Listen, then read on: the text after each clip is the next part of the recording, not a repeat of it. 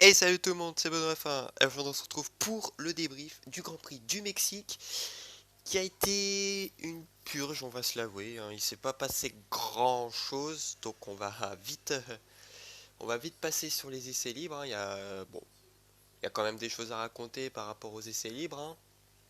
On va déjà commencer par les FP1 puisque Stroll, c'est le Palmer 2.0, hein. Il peut pas s'empêcher de se prendre un mur à chaque Grand Prix, donc il se prend le dernier virage en FP1, il a perdu l'arrière tout simplement, puis il a bien cassé le mur, hein.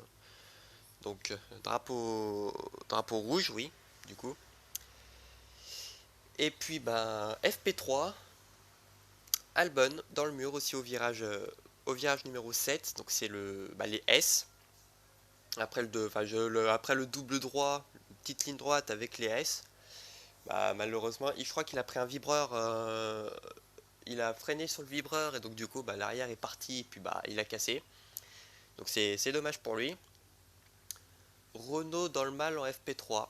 Et oui, puisque les. Alors d'abord c'était Ricciardo qui était touché par un problème hydraulique.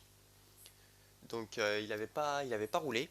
Enfin, il avait pas roulé au début, hein, et je crois qu'il a roulé pour les 20 dernières minutes quand c'est passé sur le sec, puisque oui, il a plu, on en reparlera plus tard. Euh, mais quand.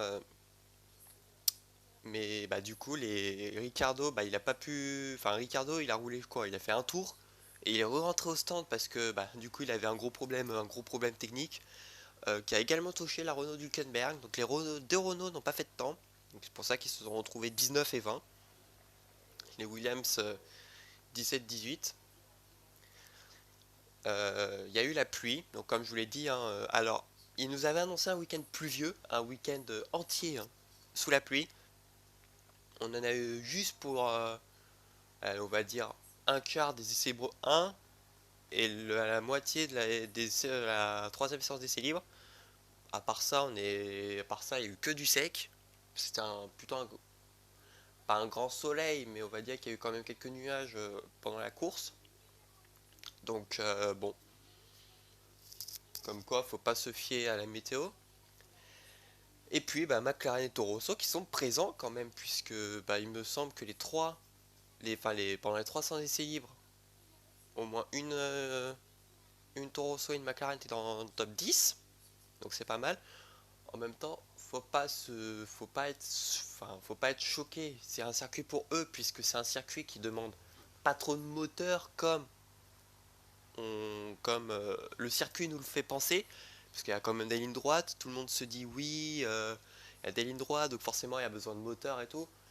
Faut quand même se dire que c'est un circuit en altitude. Donc ça veut dire que le moteur, c'est c'est comme l'Autriche. Le moteur, il n'y en a pas besoin, même s'il y a des lignes droites c'est pas le moteur qui est le plus sollicité.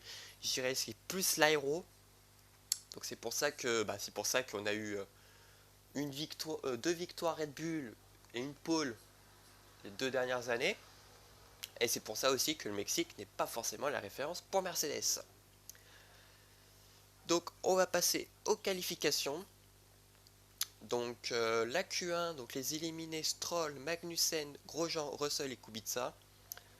Les deux As éliminés en Q1, c'est pas une surprise, hein. Les deux As qui ont toujours été nuls ici.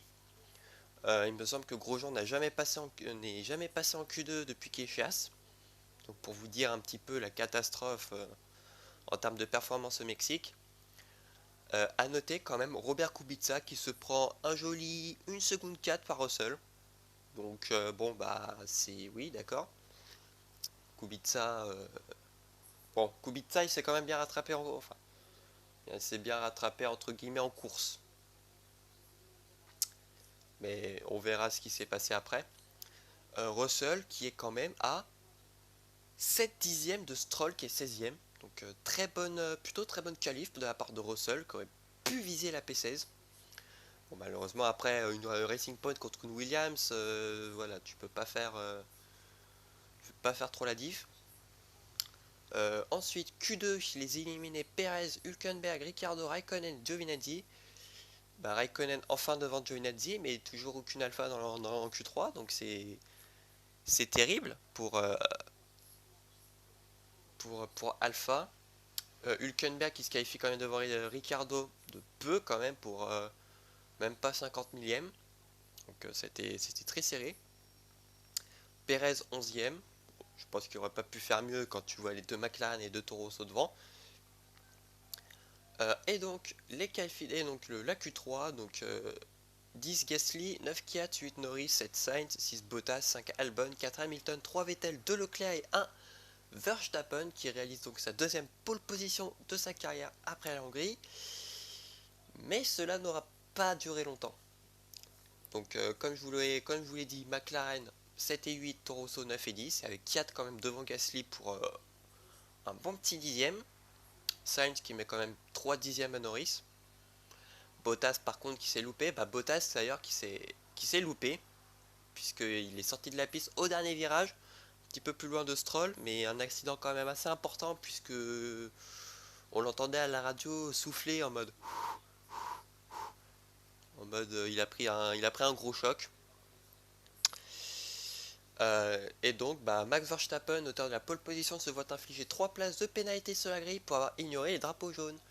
Puisque oui, donc tous les pilotes ont dû ralentir lorsqu'il y avait drapeau jaune pour Bottas. Hamilton, personnellement, je suis pas sûr qu'il ait ralenti, hein, parce que Hamilton, il est quand même passé. On voit dans le dernier virage qu'Hamilton il a pas ralenti, donc je comprends pas pourquoi Hamilton n'a pas eu la même pénalité. Apparemment, il a ralenti dans les mini secteurs, ce que perso j'y crois absolument pas. Donc non, pour moi Hamilton, en gros c'est encore une erreur de la FIA. Pour moi, c'est que soit tu pénalises Verstappen et Hamilton, soit tu pénalises personne. Parce que ok, bon Verstappen Verstappen il est vraiment passé à pleine balle. Et en plus de cela, il dit à la conférence post-qualif qu'il n'a pas ralenti, justement. D'où le blanc après, mais bon, c'est le seul point où je peux dire que Verstappen a été stupide de dire ça. Donc du coup, Verstappen, 3 places de pénalité, 2 points moins sur le permis, donc je crois qu'il lui reste 4 points ou 5 points. Donc ouais, non, pour moi, Hamilton aurait dû avoir la même pénalité. Donc il partira donc 4ème derrière Hamilton. Le départ, bon départ de Charles Leclerc qui garde la tête lors de la ligne droite. Mais le coéquipier, donc son coéquipier Sébastien Vettel tasse Hamilton quand même. Euh, C'était limite. C'était limite, personnellement. Hamilton, il a quand même il est obligé de lâcher prise parce que sinon, je pense que ça aurait pu faire une Mexique 2017 en plus grave, c'est-à-dire que les deux voitures auraient pu se retrouver au tapis. Voyant donc les deux Red Bull le rattraper, dont Albon et Verstappen, enfin surtout Verstappen, puisque Verstappen était quand même côte à côte avec Lewis Hamilton. Puis les deux, Hamilton et Verstappen, se touchent dans le virage 2. Alors, ils ont pas voulu. Verstappen a d'abord voulu sortir Hamilton, ce qu'il a riposté après le virage, sauf qu'il a glissé. Donc du coup, les deux ils se sont retrouvés hors piste. Ils sont revenus quand même assez limite aussi sur la piste, puisque Perez à un moment donné dit qu'est-ce que fait Verstappen. Donc bien sûr, voiture de sécurité virtuelle. Donc ce qui fait que Hamilton se retrouve derrière Albon et Sainz alors que Verstappen se retrouve derrière Norris et Bottas. Mais ce que certains spectateurs, je pense, n'ont pas vu, c'est que arrivant au virage numéro 5, qu'est-ce qu'on peut voir? Eh ben les deux Ferrari se sont touchés. Et oui, ils ont fait une as. Bon, pas de gravité, donc c'est l'aileron de Vettel qui touche le pneu arrière 3 de Leclerc. D'ailleurs, Leclerc, il a été victime d'un petit coup de raquette. Mais bon, pas de gravité, pas de dégâts, pas de crevaison. Plutôt bon, enfin plutôt chanceux, on va dire, pour Ferrari. Troisième tour, l'incident entre Hamilton et Verstappen est noté, pareil que pour Hamilton et Vettel, mais ça n'a rien donné. Pas de pas de sanction. Quatrième tour, Hamilton reprend le dessus sur Carlos Sainz et passe quatrième. Donc là, le rouleau compresseur allemand pardon, est lancé. Puis on a une bataille très virile entre Verstappen et Bottas pour la 7ème place. Verstappen réussit d'ailleurs à passer Bottas au stadium, sauf que bah là, il nous faut un petit peu une Leclerc-Vettel. Quelques tours plus tôt, c'est que l'aileron de Bottas touche le pneu arrière droit de Verstappen. Et bah, du coup, bah, quelques virages plus loin, le pneu arrière droit de la Red Bull crève. Donc il repart bon dernier en H. Il tiendra quand même, faut se l'avouer, 67 tours en pneu hard. Il s'est plus arrêté ensuite. Il a dit à la radio, à la fin, ses pneus, ils étaient morts. Un tour plus tard, et c'était mort. Enfin, encore un tour, et c'était mort. Donc, presque 7 tours, pardon, le top 5, Leclerc, Vettel, Albon. Oui, Albon sur le podium pour le moment, Hamilton et Sainz. Donc, pour l'instant, très bonne course de la part d'Alexander Albon. 10ème tour, Perez prend le dessus sur Kiat dans la ligne droite de départ arrivée, devant la clameur de son public. Défense assez rude quand même pour Daniel Kiat qui il fait un petit peu une Verstappen au Japon, puisqu'il se... On va pas dire qu'il se décale sur la zone de freinage, mais on va dire qu'il n'est pas passé loin quoi. Donc Perez vient de passer 8ème. 13ème tour, Norris s'arrête au stand et chose des hards. Mais son arrêt se passe mal puisqu'il doit s'arrêter au bout des stands car les mécaniciens l'ont relâché avec une roue mal serrée. Et oui, et sachant que bon, Norris il a quand même de la chance parce que c'est McLaren. McLaren ils ont quand même fini 6ème au championnat constructeur l'année dernière. C'est à mi-chemin. Heureusement que Norris n'a pas une McLaren, enfin une Mercedes ou une Ferrari, puisque là il aurait vraiment perdu trop de temps. Donc du coup le pauvre il repart dernier à un tour, donc sa course a été fichue. Et là, 15ème tour, premier leader entre guillemets, parce que bon, Verstappen c'était parce qu'il avait des dommages, mais vraiment premier leader à réellement s'arrêter au stand pour, pour tenter un undercut pardon, sur les Ferrari, donc en sortir devant, donc c'est-à-dire prendre le lead. Malheureusement, il repart derrière Sainz, donc il prend des médiums, donc ça veut dire que ça a techniquement une stratégie à 2 arrêts. Même chose pour Leclerc, il s'arrête au stand pour chausser des médiums, donc comme le pilote thaïlandais, il est sur 2 arrêts. Donc le top 10 après 21 tours, on a donc Vettel en tête devant Hamilton et Bottas, Leclerc 4ème, Albon 5ème, Ricciardo 6ème, qui fera donc un très très long relais puisqu'il est parti en hard. Perez 7ème, Stroll 8ème, Giovinazzi 9ème et Kiat 10ème. Au 22e tour, Giovinazzi rentre au stand et chausse les hards, même les mécaniciens lui donnent le feu vert alors qu'une roue est mal serrée. On a eu quand même ce genre de problème 3 fois quand même. Villeneuve l'a dit et je suis d'accord avec lui, même si bon vous connaissez mon amour propre pour Villeneuve, où j'ai une folle envie des fois de lui mettre des claques. Hein. La technologie, je pense, tue la technologie, puisque bon vous voyez que les pistolets c'est vraiment automatique, enfin c'est vraiment électronique. Hein. Il a eu le même problème pour Leclerc quand le pneu arrière droit et quand le pistolet passe sur le pneu arrière droit, bon il serre pas, enfin il serre, mais c'est toujours rouge, donc il retire, il remet et là ça passe au vert, donc du coup plus de perte de temps qu'autre chose. Donc trois mêmes erreurs, je trouve que c'est un petit peu trop. Euh, c'est des pas à cette période, mais on va dire que c'est le genre d'erreur qu'il faut éviter de faire. Parce qu'on a quand même eu, on a eu la preuve avec Bahreïn 2018 où Raikkonen fauche un mécanicien parce que justement il repart trop tôt. Enfin, les mécaniciens lui ont donné le feu vert trop tôt. Donc du coup ça a quand même cassé la jambe de Francesco. Mais ouais, t'as plus le droit de faire cette erreur là, justement. Donc ouais non, c'est je pense tout court même et je crois que Villeneuve l'a aussi dit aussi de revenir à une espèce de bâtonnet, enfin l'homme au bâtonnet on va dire. C'est genre en gros à la fin des années 2000, même au début des années 2010, l'homme tenait une espèce de bâtonnet qui mettait devant la voiture et quand la voiture avait fini son changement de pneu, il lève le bâton et là c'est signe de qu'il peut repartir, qu'il peut repartir.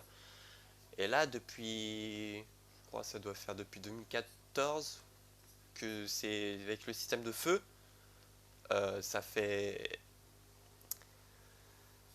ça fait des erreurs comme on l'a vu dimanche. 24e tour, Verstappen en bataille avec Magnussen, mais le Danois met la Red Bull de hors piste. On l'a vu, touchette d'ailleurs entre Verstappen et Magnussen. Magnussen lui ferme quand même la porte, hein. Je trouve ça un petit peu idiot de sa part de laisser de fermer la porte à Red Bull, sachant que la Red Bull est clairement meilleure que la Haas sur ce circuit-là. Même sur, globalement, elle est meilleure que la Haas. Et Hamilton s'arrête au stand et chose des hard avec comme objectif de faire l'undercut sur Vettel, mais ressort derrière Leclerc et Albon. Donc ça veut dire qu'il ressort 4ème. 5ème, pardon. Puisque Bottas ne s'était pas encore arrêté. 25e tour, Hamilton arrive à bout d'Albon et passe 4ème, mais se retrouve bloqué pendant un petit moment quand même derrière Charles Leclerc. Alors que pendant ce temps-là, au 29e tour, Verstappen continue sa remontée et il vient de dépasser Nico Hülkenberg. Le pilote Red Bull est désormais 11ème, donc à la porte des points. Et là, Hamilton estime que Mercedes l'a arrêté un tour, enfin non, pas un tour trop tôt tout court. Un deuxième arrêt peut être envisageable. Eh oui. Bon, il le fera pas le deuxième arrêt du coup. 32e tour, grosse bataille entre Gasly et Sainz, mais se voit rattrapé par la Ferrari de Vettel. Eh oui. D'ailleurs, on a eu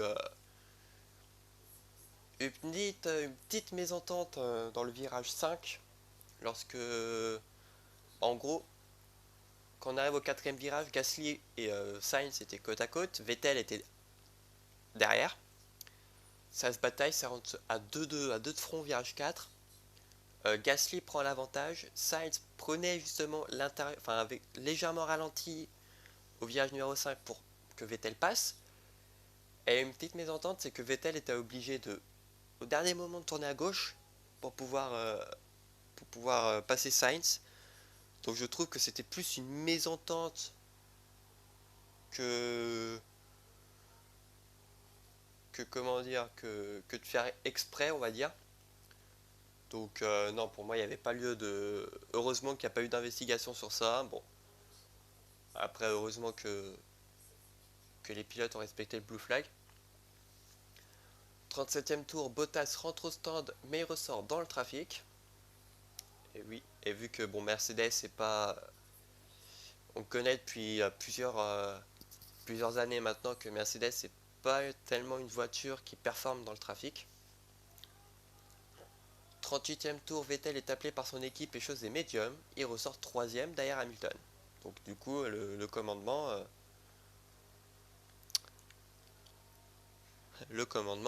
revient à Charles Leclerc. 40e tour, les pneus d'Hamilton déclinent et perdent une demi-seconde sur Leclerc et Albon. Leclerc et Albon qui, je vous le rappelle, doit faire un deuxième arrêt. En parlant du loup, 44e tour, deuxième arrêt pour Leclerc. Donc il remet des hards. J'ai pas compris, je pense que les médiums auraient pu faire l'affaire. Et en plus on arrête tarde, donc comme je vous l'ai dit, problème de serrage à l'arrière droit et repart 5ème. 45e tour, c'est au tour du Britanno-Thaïlandais de s'arrêter au stand et de lui aussi chausser des pneus hard, il ressort 5ème. 48e tour, Vettel revient petit à petit sur Hamilton, l'Allemand ne concède plus que 2 secondes 2 sur Mercedes. Tour 51, Lando Norris s'arrête au stand et abandonne, le Britannique était bon dernier à 2 tours. Donc il n'y avait plus rien à jouer, il avait déjà tout perdu au stand. Donc au moins qu'il préserve le moteur. Ricciardo effectue son premier arrêt et repart hors des points au médium. Donc je crois, il me semble qu'il repart même pas, je crois qu'il repart 10ème. Donc voilà. Donc il a quand même fait 51 tours en hard. Bottas, 54e tour, Bottas est désormais dans la zone DRS de Vettel qui perd légèrement du terrain sur Hamilton puisqu'il est actuellement 2 zones 6. 60e tour, Raikkonen est le deuxième pilote à abandonner, il n'avait plus rien à jouer et l'ingénieur de Raikkonen lui disait que son moteur était en train de surchauffer. Donc du coup, ils ont préféré ne pas risquer la casse moteur. Et plus loin, belle bataille entre Perez et Ricciardo dans la ligne droite de pleine charge. Mais l'Australien bloque les roues, il tire tout droit au virage 1. Donc il passe dans l'herbe. On a vu qu'à un moment donné, il avait perdu l'arrière. Bon, il a quand même réussi à contrôler, mais il réussit quand même à ne pas perdre le contact. Bon, il a dépassé quand même Perez illégalement, donc du coup il a repris la place. Enfin, il a ralenti pour le relaisser passer. Et là, pour Kubica, c'est dommage pour lui, puisque 63e tour, alors qu'il était 16e, assez loin quand même devant Russell et Grosjean, crevaison. Donc c'est dommage. Crevaison, il repart bon dernier. Donc c'est quand même terrible pour Kubica, qui faisait une bonne course, n'empêche. Et 71e tour, Kvyat 10e en bataille avec Hülkenberg, entre en contact avec la Renault qui finit dans le mur et passe la ligne d'arrivée 9e. Kvyat, il a quand même été opportuniste, hein, mais clairement je pense que pour moi la faute elle est... On va pas dire que c'est du 50-50, mais on va dire que c'est du 70-30 en faveur de Kvyat, puisque je trouve que Hülkenberg il ferme quand même un petit peu la porte. Après Kvyat il a voulu faire le dive bomb. Mais bon, je pense que il aurait pu sécuriser la 10e place. Malheureusement, il sera pénalisé d'ailleurs. On en reviendra plus tard. Donc fin de la course, Lewis Hamilton remporte sa 10e victoire de la saison, la 83e de sa carrière, mais également le 100e succès de Mercedes en F1, devant donc Vettel et Bottas. Donc 4e Leclerc, 5e Albon, 6e Verstappen qui a quand même réussi à remonter. 7e Perez, 8e Ricciardo, 9e Kvyat, 10e Gasly, 11e Hülkenberg, 12e Stroll, 13e Sainz, 14 Giovinazzi, 15 Magnussen, 16 Russell, 17 Grosjean, 18 Kubica. Et donc vous voyez les deux abandons, Raikkonen et Norris. Donc comme je vous le disais, Kvyat, qui termine 9e, se voit infliger 10 secondes de pénalité pour avoir accroché Hülkenberg au dernier virage. Le Russe a donc fini hors des points. 11e. Alors, top, bof, flop. Donc là on va changer un petit peu l'organisation du top buff flop. Je vais vous dire tous les tops, tous les buffs et tous les flops. Je les ai mis en gros. En gros, j'ai fait trois colonnes top, buff, flop. Donc voilà, maintenant vous comprenez le principe. Donc top, j'ai mis Hamilton, Vettel, Bottas, Albon, Verstappen, Perez, Ricciardo, Hülkenberg, Kubica. Mine de rien. En buff, j'ai mis Gasly et Kvyat, donc les deux Toro Rosso. Et en flop, Leclerc, Stroll, Sainz, Giovinazzi, Magnussen, Russell, Grosjean, Raikkonen, Norris. Alors, vous me dites, pourquoi tu mets Leclerc en flop? Bah, je mets Leclerc en flop parce que tu pars en pole, tu finis 4ème. Voilà. Tu pars en pole, tu finis 4ème, c'est que tu as fait une course de merde. Déjà, 2 arrêts, c'était pas forcément, je pense, la stratégie qui va de... Enfin, quoique si, le 2 arrêts aurait pu marcher. Mais fallait faire soft, medium, medium. Fallait peut-être pas faire soft, medium, hard. Je pense que c'est les hard qui ont plombé Leclerc et Albon. Alors donc on va faire on va faire 3 petits débats.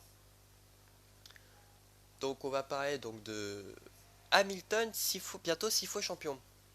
Donc comme vous le savez que bon Hamilton avant ce Grand Prix là avait 64 points d'avance sur Bottas. Donc alors si je me rappelle bien, Lewis Hamilton pouvait être champion si il finissait premier et qu'il prenait le meilleur tour, Bottas de finir 3ème. Si Hamilton gagnait mais qu'il prenait pas le meilleur tour, il devait faire quatrième, enfin Bottas devait faire quatrième, puis après etc. Hamilton deuxième, Bottas devait faire cinquième et qui n'est pas le meilleur tour en course, enfin bref. Donc voilà, donc Hamilton a 74 points maintenant d'avance sur Bottas, donc il n'a besoin que de 4 points, donc une huitième place pour être sacré sextuple champion du monde. Donc bon, normalement, à moins vraiment d'un putain de malchance, il aura le titre, hein, clairement. Donc voilà. D'ailleurs, quand quand on a vu le podium du Grand Prix du Mexique, on voyait Hamilton était sur une plateforme qui s'élevait. Donc franchement, j'ai trouvé ça plutôt pas mal. C'est bon, ça montre que Hamilton, bon, il est petit à petit en train de devenir l'une des légendes de la Formule 1, 6 fois champion. Il va bientôt dépasser le nombre de victoires de Schumacher qui normalement va être atteint la saison prochaine. Peut-être égaler Schumacher en termes de titres. Si Mercedes reste compétitive en 2020, pourquoi pas le dépasser en 2021 si Mercedes réussit bien à négocier la réglementation. Donc à voir ce que ça va donner. Ensuite, retour. Alors, j'ai vu un truc, le retour de Sauber. Alors oui, j'ai vu un truc comme quoi Alfa Romeo pourrait quitter la F1 en 2021 et donc un retour de Sauber en 2021 puisque donc je vous rappelle donc Alfa Romeo avait racheté Sauber mais ils n'avaient pas tout racheté non plus. En fait, au fond, Sauber était toujours présent. C'est juste que l'écurie a changé de nom. C'est le même. Bon, en gros, ouais, c'est juste le nom qui a changé. La direction est toujours, de Sauber. Le patron est toujours de Sauber. Même si le nom, ça reste Alfa Romeo, ça reste quand même plus un partenariat qu'autre chose. Donc, du coup, Sauber est toujours présent. Donc, je le vois bien. Puis aussi, j'avais vu un truc. Un truc, c'est que Alfa Romeo avait jusqu'à une certaine date. Je crois que c'était jusqu'à juillet, août, pour acheter tout Sauber entre guillemets, sinon Sauber reprenait la marque. Donc peut-être une nouvelle disparition d'Alfa Romeo ou alors revenir en tant que sponsor titre et Sauber autour du retour du nom. Peut-être un retour de Sauber Alfa Romeo. Et bon, on le saura en 2021. En parlant de 2021, ça a plutôt une mauvaise nouvelle pour Renault, puisque Renault sont clairement dans le mal, hein. Renault, déjà ils ont des dettes, ils ont commencé à avoir des dettes. Euh, Ils sont en train de se focaliser certes sur 2020-2021, mais on voit quand même que les performances sont pas au rendez-vous. Donc Renault, ça commence un petit peu à, à sentir le sapin, comme on dit. Mais après savoir qui pourrait être le racheteur de Renault, est-ce qu'on verrait un énième retour de Lotus? Puisque bon, ça a été Renault, Lotus, Renault, peut-être encore une arrivée de Lotus, peut-être. Ça reste à voir. Et donc d'ailleurs en parlant de Renault, donc en parlant de l'enquête de Renault, hein, souvenez-vous que Renault est encore sous enquête, sous investigation suite à la réclamation de Racing Point au Grand Prix du Japon. Donc souvenez-vous que Racing Point avait soupçonné Renault d'avoir des freins non conformes. Donc là on avait eu la réponse mercredi qu'ils étaient disqualifiés du Grand Prix du Japon. Donc ils avaient donc du coup de 10 points. Donc Ricardo était 6ème, Hülkenberg était 9ème, donc 10 points. Ils sont tombés à 0 du coup. Donc ce qui fait que Stroll et Kiat ont fini dans 9 et 10. Que Leclerc du coup récupère sa 6ème place. Donc pour l'instant ils sont encore sous enquête. Là ils ont examiné les volants, les monoplaces de l'équipe aux losanges. Donc à voir ce que ça va donner. Mais je pense pas que ça va sentir une bonne nouvelle pour Renault. Je pense que la disqualification du championnat, elle est pas si loin que ça, je pense. Maintenant, après, on verra. Petit point, donc, je vous montre sur le classement des pilotes, pardon, des constructeurs. Les constructeurs, on y reviendra plus tard. Donc, Hamilton en tête avec 363 points. Donc, comme je vous l'ai dit, 74 points de retard sur Bottas. Donc, autant dire que les deux Mercedes finiront donc 1 et 2. Bataille pour la troisième place quand même entre Leclerc, Vettel et Verstappen, puisque ça se joue en 16 points seulement entre la troisième et la cinquième place. Une autre bataille aussi plus loin entre la sixième et la huitième place, puisque Pierre Gasly, Sainz et Albon se tiennent donc 3 points. Donc c'est très serré. Et derrière, il y a une autre bataille. Bon, Perez commence un petit peu à se détacher, mais derrière, il y a une petite bataille assez intéressante entre Ricciardo, Norris, Hülkenberg, Kvyat et Raikkonen. Perez aussi quand même, on va le compter. Donc Perez 43, Ricciardo 38, Norris 35, Hülkenberg 35, Kvyat 34, Raikkonen 31. Donc à voir ce que ça donne. Puis derrière, Lance Stroll 15e avec 21 points, 16e Magnussen avec 20 points, 17 Grosjean avec 8 points, Giovinazzi 18e avec 4 points, Kubica 19e avec 1 point, et donc Russell dernier avec 0 points. Au classement des constructeurs, donc Mercedes était déjà champion, donc voilà. Le podium par contre semble se dessiner puisque Ferrari 466 points, Red Bull 341 points. À moins de 3 doublés Red Bull en 3 courses, Ferrari gardera sa deuxième place. McLaren conforte sa, sa quatrième place avec 111 points, même si les deux Renault finirent des points. 5e Renault avec 73 points, 6e Toro Rosso et Racing Point avec 64 points, 8e Alfa Romeo avec 35 points, 9e As avec 28 points et 10e Williams avec 1 point. Et donc voilà, on en a fini pour le débrief du Grand Prix des États-Unis, j'espère que du Mexique, pardon. J'espère que cela vous aura plu. Si c'est le cas, faites-le savoir en mettant un like, un abonnement, vous connaissez le principe. On se retrouve donc dimanche prochain, puisque oui, la prochaine course c'est la semaine prochaine, pour le Grand Prix des États-Unis sur le circuit d'Austin, Texas. D'ici là, portez-vous bien, ciao tout le monde.